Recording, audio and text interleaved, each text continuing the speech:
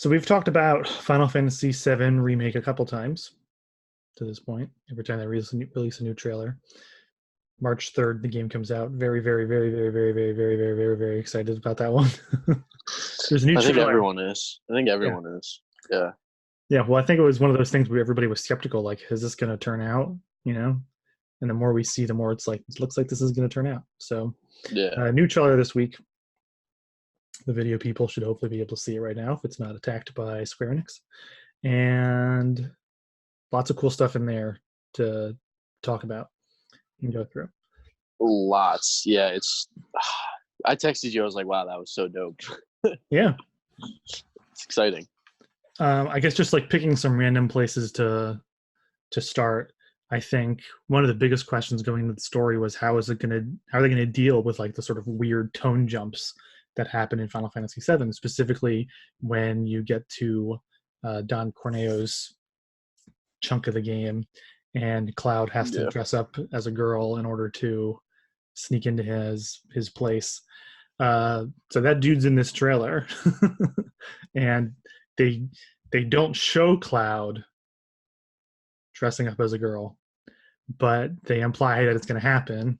So anybody who knows it's Yeah. going to happen is going to be able to watch that trailer and be like, "They're doing it! Oh my god, they're doing it!" Right. I mean, I don't know how you feel. For me personally, I feel like it's weird for me to be excited about that, but to me, it just No, says I mean that's fun. we're Like that's really going funny. for it. Like it's fun. Yeah. Like they're sticking true to it. And I mean it's gonna be kind of hilarious to see Cloud dressed as a girl in HD. Mm-hmm. Yeah. So Um, and it's kind of, I mean, it's basically confirmed because they showed some of the mini games, like the squatting mini game that you yeah. do to get parts of your outfit in the original. They show Aerith in a dress, talking about Don Corneo's specific tastes that he has. And then there's the part where they all sit together that Cloud's going to be fine doing this thing. So Yeah. in the game, it's going to be weird. The that chunk of the game is interesting, though. I think it was Tim Rogers who pointed out that when that game was released originally, part of what, on top of like the silliness, that section of the game is really important because it's basically a dungeon, but there's no enemy encounters, So it's a whole quest you have to do, and you don't fight a single person the entire time. And it's just kind of like this interesting moment in like game history where an RPG is just like, what if we don't need to fight things and we can find other ways to do stuff, even though it's really silly. Yeah. So that's neat. We got some other shots of people in action in this one. They showed off uh, Ifrit and Shiva in this They trailer. did, yeah. Didn't they show Vincent too in this one? Oh, I don't know. I didn't catch them if they did. I thought they did. I don't know. I could be wrong. I thought I saw Vincent like for like a solid like second or two in the background or something. There's a couple things that people have pointed out you can't quite like see what's happening, so it's not impossible. That would be surprising though, because you don't meet Vincent in Midgar in the original game, That's true. and this game supposedly is either only Midgar or primarily Midgar.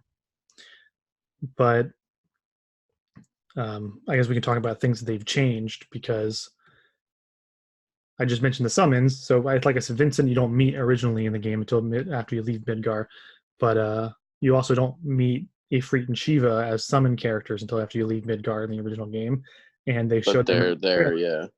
So they're shifting things around somehow in order to give you those characters. So maybe other characters could appear earlier in the game. Right. That's a big possibility. There's also totally new stuff that they've added. So there's um, the part where they're on the motorcycles, and then they're like, "Who's that?" And then Cloud's like, "A soldier," and it's like some dude with a sword we've never seen before.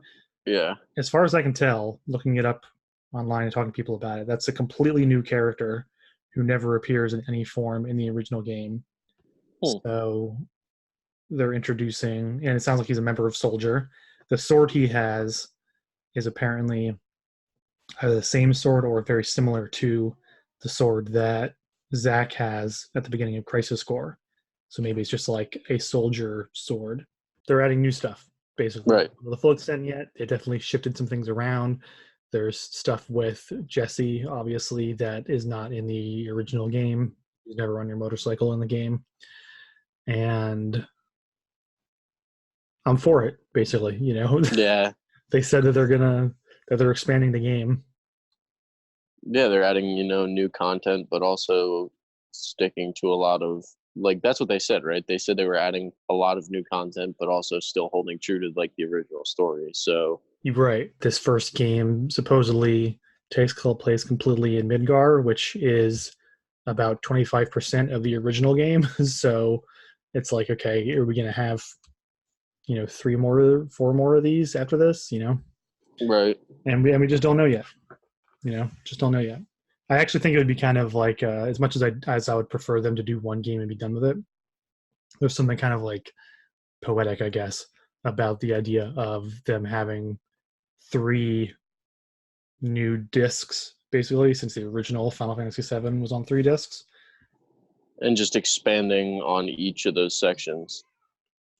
Yeah, I basically, like, think kind of like a that's game what I design was thinking. thing. Like I was at first I was skeptical because I was like, I'd rather just, be able to play the game from start to finish. But then I really thought about it and I was like, well, if they're expanding that much, in the first section of the game, that it's gonna comprise up, I forget how many hours they said, just for the first like part.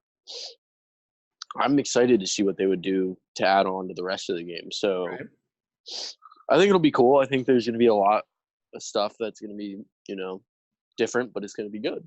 Yeah, they did say that the first game, whatever we're calling it, is the length of like a full normal RPG.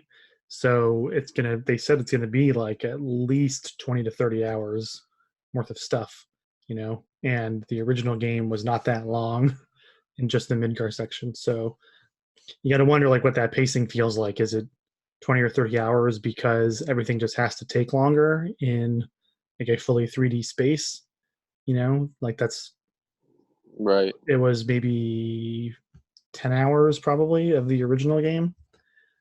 So it's like they've doubled or tripled that amount of time at least. Right. You know, which could be good.